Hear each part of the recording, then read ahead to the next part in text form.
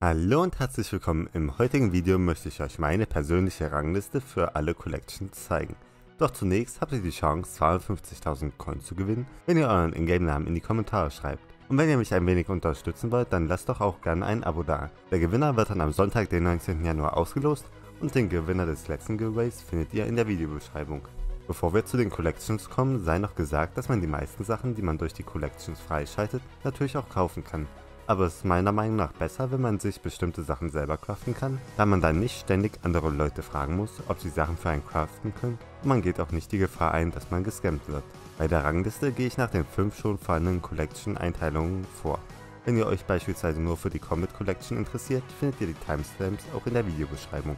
Angefangen mit den Farming Collections. Dort ist auf meinem Platz 1 ganz klar die Kartoffel Collection, einzig und allein wegen den Hot Potato Books, da diese sehr nützlich sind für Waffen und auch Rüstungen.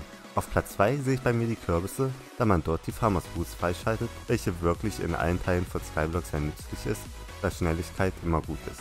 Auf Platz 3 habe ich Leder, da man hier verschiedene Rucksäcke im Verlauf der Collection freischaltet, was sehr gut ist, wenn man beispielsweise angelt oder Salads farmt und nicht ständig auf die eigene Insel möchte, um das Inventar zu lernen. Platz 4 in der Rangliste belegen bei mir die Pilze, denn die magischen Pilzsuppen erleichtern einem das Leben um einiges, wenn man beispielsweise etwas Größeres auf der eigenen Insel bauen möchte. Die Schweine Collection habe ich nur auf Platz 5, obwohl man dort das Pigment Sword freischaltet, aber es gibt meiner Meinung nach bessere Schwerter, für die man nicht so viel farmen muss, aber die Collection ist auch noch ganz gut, da es die Piggy Bank hat.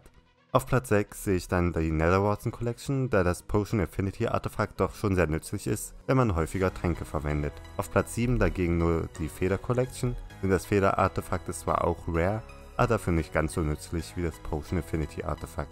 Auf die weiteren Farming Collections gehe ich jetzt nicht näher ein, aber ihr seht ja meine persönliche Rangliste, da es bei diesen Collections nicht wirklich ein besonderes Item gibt, sondern man nur weitere kleinere Talismane oder ganz nützliche Tränke freischaltet oder bei manchen Collections wie bei der Schaf- oder Karotten Collection momentan noch gar nichts so Nützliches drin ist. Weiter geht es mit den Mining Collections. Dort sehe ich ganz klar auf Platz 1 die Kohle Collection, weil der verzauberte Lava-Eimer einfach das beste Item ist, was es für Minions gibt, da man ihn nur einmal craften muss und dann kann man ein Minion damit so lange versorgen, wie man Lust hat, das Spiel zu spielen. Auf Platz 2 sehe ich die Lapis Lazuli Collection, denn eigentlich jedes Item, was man in dieser Collection freischaltet, ist sehr nützlich, wenn es darum geht, XP zu farmen, und zudem gibt es in der Collection am Ende sogar noch ein richtig gutes Artefakt. Nummer 3 der Mining Collections belegt bei mir die Cobblestone Collection, denn wenn man Minions über eine längere Zeit stehen hat, sollte man auch Super Compactor verwenden, um das Maximum aus den Minions rauszuholen. Nummer 4 ist für mich die Redstone Collection, denn der Talisman Bag erleichtert einen das Leben schon, da man so nicht das gesamte Inventar voll mit Talismanen haben muss. Auf Platz 5 sehe ich die Nether Quartz Collection. Neben dem Minion Expander, welcher sehr gut ist, wenn man spezielle Items farmen möchte, gibt es in dieser Collection sogar noch 2 recht gute Talismane. Nur auf Platz 6 habe ich die Diamant Collection, denn die Rüstung, die man dort später freischaltet, ist nicht wirklich so sinnvoll, da es deutlich bessere Rüstungen gibt im Vergleich zu dem Aufwand. Doch das Diamond Spreading, welches man auch in dieser Collection freischaltet, ist recht nützlich, wenn man beispielsweise Clay Minions verwendet. Platz 7 und 8 sind bei mir Glowstone und Gravel. Diese sind hauptsächlich wichtig für Tränke, da man mit Glowstone beispielsweise die Tränke verstärken kann, und mit Gravel kann man einen der wichtigsten Tränke in meinen Augen, die Critical Potion, herstellen. Nicht ganz so wichtig finde ich die Obsidian Collection, deswegen auch nur Platz 9, denn ihr erhaltet zwar auch mehr Platz wie bei der Leder Collection durch Rucksäcke, aber Rucksäcke sind in meinen Augen besser als eine Ender Chest. Auf die weiteren Sammlungen in der Mining Collection möchte ich jetzt nicht näher eingehen. Ihr seht ja hier meine weitere Rangliste für die übrig gebliebenen Collections. Bei diesen gibt es jetzt aber kein besonderes Item, welches erwähnenswert wäre oder weshalb man genau auf diese Collection hinarbeiten sollte. Damit kommen wir zu den Comet Collections. Dort sehe ich auf Platz 1 die Ender Pearl Collection, hauptsächlich wegen den Aspect of the End, welches ein sehr gutes Midgame-Schwert ist, aber auch die Teleport Pads sind sehr nützlich, wenn ihr euch beispielsweise schneller auf eurer Insel bewegen wollt. Auf Platz 2 sehe ich die Faden Collection, eigentlich nur wegen den Grappling Hook, da dieser sehr gut für die Fortbewegung ist und man ihn schon rechtzeitig im Spiel bekommen kann. Auf Platz 3 habe ich die Knochen Collection, da in dieser Collection mit einer der besten Bögen ist, den man sich craften kann. Platz 4 belegt bei mir die Schwarzpulver Collection, hauptsächlich wegen den Explosive Bow. Die anderen Sachen in der Collection sind jetzt nicht so gut, aber momentan ist der Explosive Bow halt sehr gut, wenn man zum Beispiel Salats farmen möchte. Auf Platz 5 habe ich die Magma Cream Collection, hauptsächlich nur wegen dem Magma Cube Minion, mit welchem man auch noch halbwegs gut Geld machen kann. Auf Platz 6 habe ich die Zombie Fleisch Collection. Dort schaltet man zwar nicht so gute Sachen frei, aber immerhin gibt es dort das Zombie Schwert und die Collection ist auch ganz nützlich für die Remnant Drill Rüstung bei den Slayer Bossen. Auf Platz 7 habe ich die Spinnenaugen Collection, denn in dieser Collection gibt es nichts wirklich Nützliches, außer vielleicht das Sleeping Sword, aber auch dafür gibt es bessere Alternativen. Rang 8 erreicht bei mir die Gastränen Collection, dort gibt es auch nichts wirklich Nützliches, außer vielleicht den Silberfang, welcher ganz okay ist für Anfänger. Die Blaze Rod Collection erreicht nur Rang 9, dort gibt es zwar auch die Blaze Armor, diese ist aber nicht wirklich nützlich im Vergleich zu dem Aufwand, den ihr betreiben müsst, um sie zu bekommen, aber ihr bekommt ja auch einen Talisman. Und die schlechteste Collection bei den Comet Collections in meinen Augen ist die Slime Ball Collection. Das nützlichste hier vielleicht sind die Launchpads, wenn ihr euch damit auf eurer Insel bewegen wollt.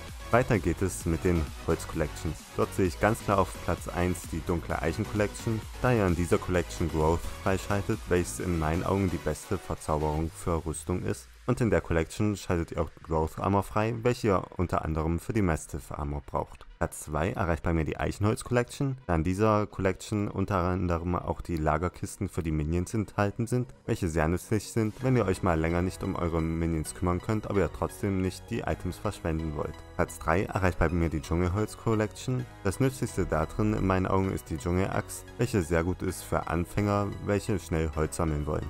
Auf Platz 4 habe ich die Akazien Collection, dort habt ihr immerhin den Savannah-Bow, ansonsten ist auch nichts Nützliches in der Collection, aber der Bogen ist auch ganz nett für Anfänger. Die Fichten Collection erreicht bei mir den Platz 5, das nützlichste in der Collection ist in meinen Augen der Tiger Biome Stick, da ihr dadurch dann Eis auf eurer Insel erzeugen könnt und auch Schnee, wenn ihr wollt. Und auf Platz 6 sehe ich die Birken Collection, dort schaltet ihr zwar den Woodcutting Crystal frei, welcher Holzminions schneller macht, aber da Holzminions insgesamt nicht so sinnvoll sind zum Aufstellen und in der Collection auch nicht weitere sinnvolle Items direkt sind, ist die Birken Collection bei mir nur Platz 6. Damit kommen wir zu den Fishing Collections. Dort würde ich Clay auf Platz 1 machen, hauptsächlich einfach nur wegen Clay Minions, weil diese mit die besten Minions sind, wenn man Geld farmen möchte. Aber auch die Farmer Sword, die ihr in der Collection freischaltet, ist ganz nützlich, wenn ihr mit Angeln anfangen wollt. Auf Platz 2 habe ich die Kugelfisch Collection, einzig und allein, da ihr dort den Spikebait freischaltet, welcher wohl der sinnvollste Bait ist, den ihr verwenden könnt, wenn ihr regelmäßig angelt. Auf Platz 3 habe ich die Seerosen Collection, da ihr in dieser Collection halt die besten Angeln freischalten könnt, die ihr euch selber craften könnt. Platz 4 bildet bei mir die Schwamm Collection, da ihr dort ein sehr gutes Artefakt fürs Angeln freischaltet, das Sea Creature Artefakt. Ansonsten gibt es nichts wirklich Sinnvolles in dieser Collection. Auf Platz 5 in der Angel Collection sehe ich die Tintensack-Sammlung, hauptsächlich wegen dem Baitring, den ihr in dieser Sammlung freischaltet. Da der Baitring aber so teuer zum Craften ist die Tintensack Collection auch nur auf Rang 5.